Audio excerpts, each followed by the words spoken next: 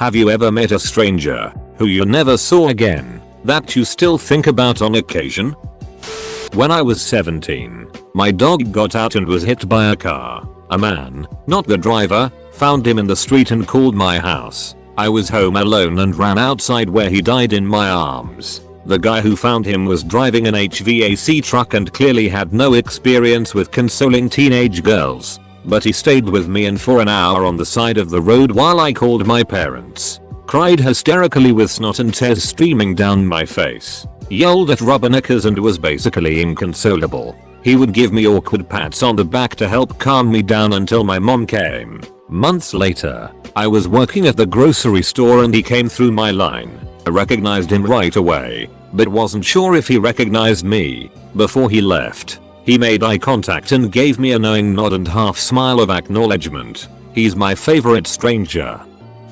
I went to a WWE show in SD. For it and giggles I had a Luchador mask on. As I was having my way to my seat, this kid starts to freak out. He starts to hug me and stuff, telling me he always wanted to meet a Luchador. He looked like he was 15, 16 and with a mental disability. Capital I. Feeling a little awkward, just smile at him and went to my seat. As I was leaving him, he says, "Love your mask." I stop and turn around and say, "You really like it?" He, with full glooming eye, says, "Yes, I love it." And I took my mask off and said, "Well, now it's yours. Take care of it with pride and honor." I can't explain his face. It was just happiness. I went into my seat, enjoyed the show and then went to my home in Mexico. Never saw him again, but I think about that kid often. Bit of a weird one, but when I was about 9, I remember being at a fair where they were giving out free samples of pies. A French guy came up to me and asked in broken English, "Why you take if you no give money?" I replied by saying they're free and then walking off. For some reason, I always regretted not giving a better explanation. This guy probably didn't understand and therefore didn't get any free pie.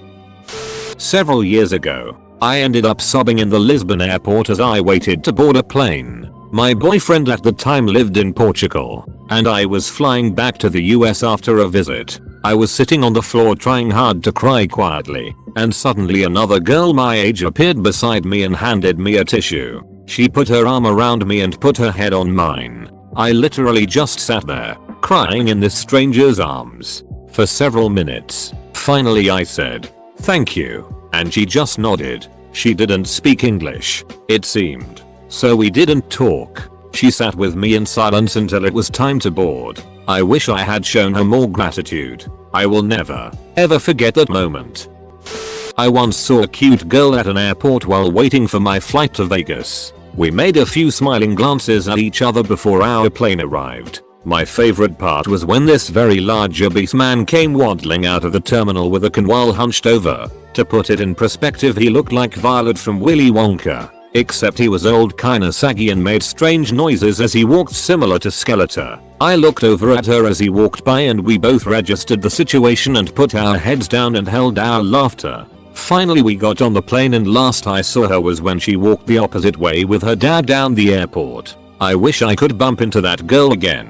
She was very cute. On the plus side, my plane was painted as an orca whale, so that was pretty sweet. Clarification: this was last year and I was 18 at the time. TL. Dr. Duck Love, I'm on the Shamu planeage. Edit. So it looks like she found this thread. No, but I dreamt about a girl when I was 7. In the dream we lived a whole life together. I woke very sad and cried for days. I've never forgotten her. As a 12-year-old kid, I was sitting on a bench at a Six Flags by myself. A random average-looking guy in what I would guess is his mid-20s came up to me and said, "You will remember me for the rest of your life." Then he left and went about his business. That ducker knows how to play the game. 15 years later and I still remember him and think of him about every couple of months. Told this story the other day, but it fits here too. I was at a Blink 182 concert a few years ago in KC. It was so ducking hot and we were packed at probably more than capacity. After having been standing there all day, my feet were tired. So, I was behind this guy. I just leaned forward and wrapped my arms around this short but really stocky dude. He just turned his head slightly to see this sweaty, bearded tired face of mine. I said, "Sorry man. I'm just really tired. Can I rest here a minute?" He said sure. So I laid my head down on his shoulder and rested. After a minute or so I figured it was time to be moving forward. Never found out that guy's name, but he was one of the most chill people I've met at a concert. Miss you buddy. Hope the show was as fun for you as it was for me. I had just gotten my license and was bringing my friend home. We live in the middle of nowhere, and he was about a 35-minute drive away. On the way to his house I saw a woman walking on the side of the road, desperately looking for a ride in the cold rain. It was late at night and my friend told me picking someone up was a bad idea, so I didn't. On the way back from his house, I saw her again. She had walked a couple miles already at the point. I decided duck it, turned around and asked her if she needed a ride. I took her 15 miles. Yes, she was going to walk 15 miles in early March, in the rain, to her town. She was such a cool person. She had some amazing tattoos, and I found out she used to follow Green Day around on tour in the mid-90s. Just awesome. And a really sweet person. She was at the hospital getting some kind of treatment for lupus, and her alcoholic husband abandoned her there with no ride and no phone. So she just decided to start walking. She insisted I drop her off a few blocks from her house. So I did. She didn't have any money, and I told her certainly didn't want any. But she found a crumpled up dollar bill in her pocket and gave it to me anyway. I'm not sure why, but I never spent that dollar. I felt like it wasn't mine and that maybe I'd see her again and give it back to her. I keep in my glove box still. 8 years later. Had an online friend that listened a lot to similar music years ago, before Facebook and MySpace etc. Lost contact with the guy and found a message in my old email by chance. I looked him up on Facebook. He has a very unique name, and found out he had died less than a month ago. Ducked up it. I was about to visit his country by chance and figured out why not seek him out since we did get along and was a nice person. I feel sick just thinking about this right now. Edit. This is getting more upvotes than almost everything else I've said combined. This guy dressed in a fancy suit sat down next to me, an average college student, on the train and we started talking. This is what I learned about him. He had no family growing up. At a young age he sold drugs, street raced for drug money, was shot twice and cut with a knife multiple times, ran from the police for a year, did time in jail, was in the porn business for drug money, realized he was taking his life on the wrong path, went back to school to get his GED, finished with a 4.0, now works as a mechanic working on top of the line modifications to expensive cars. He was going to the city to propose to his SO with the ring he just purchased. We ended the train ride with a bro hug. I'll probably never see him again, but I'm glad I met him. Edit. Formatting. Random Latvian guy wanted to play football, soccer, with me. I want to be more open with strangers, so we played.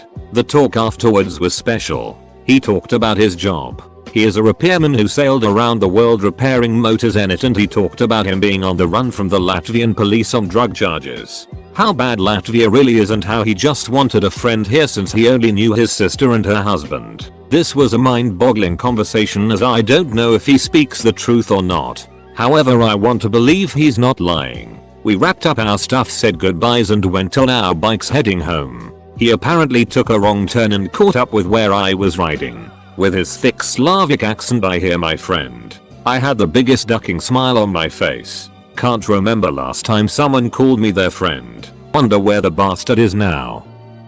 I was at the zoo with my boyfriend, and we walked by this guy. He was wearing thick black eyeliner, black lipstick, a top hat, long sleeve shirt and long pants, and carrying a black umbrella. He looked like he had never smiled in his life. And this was on a hot summer day, so I have no idea how he didn't die of heat stroke or something.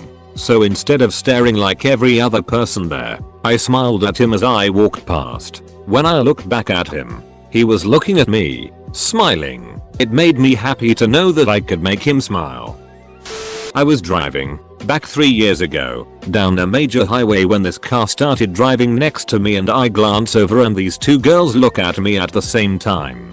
I swear it to this day that they mouthed, "Oh my god, he's so hot," as they did the little freak out jumpy thing that girls do. Anyway, I remember them very vividly because that was a huge boost in my confidence. Thank you ladies. Thank you.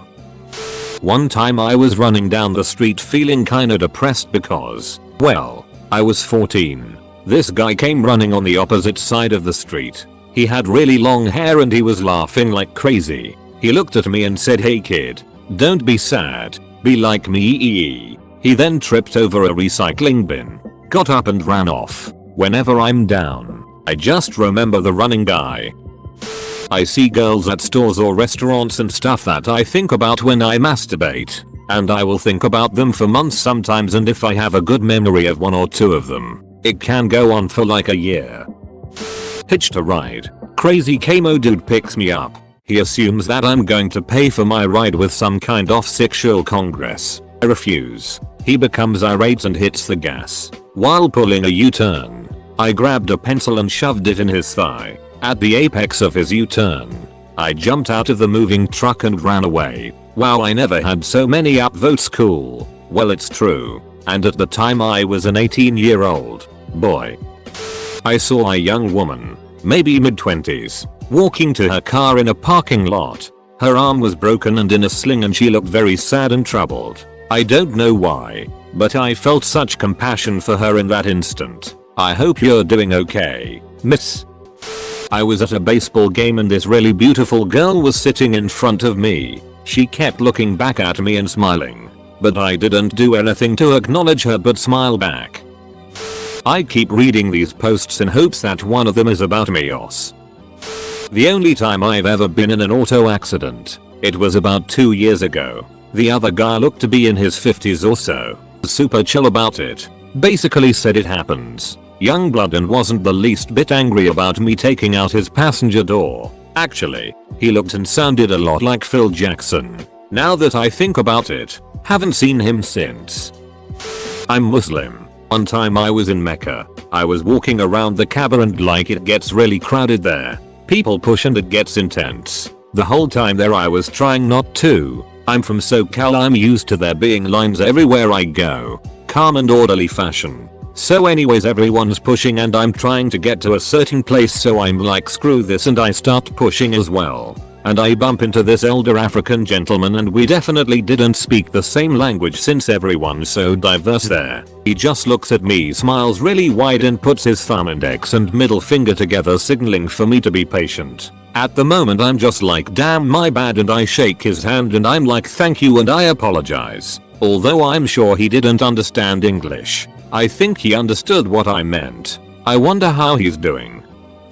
For some reason people seem to avoid sitting next to me on public transportation. It's not rare for me to see people, especially girls, stand in a crowded bus rather than take the only vacant seat next to me. I don't smell bad, look like a hobo or anything. It's just some weird karma that I never figured out. So this one time I was on a half-full train and this girl who was in the army asked if the seat next to me was vacant. First I thought nothing of it. I think we exchanged a couple of words as the train started moving before she started reading a book. Then she murmured something with a soft voice and fell asleep, resting her head on my shoulder. For the next hour I couldn't move. She had this hint of a smile in her sleep. And she had a stunningly beautiful face and was super cute despite having short hair. I spent the hour trying to find courage to ask for her number. I didn't. So I woke her up when I had to get off the train and said I was sorry to interrupt her sleep. She smiled at me and I left. I literally banged my head against the wall when I got home.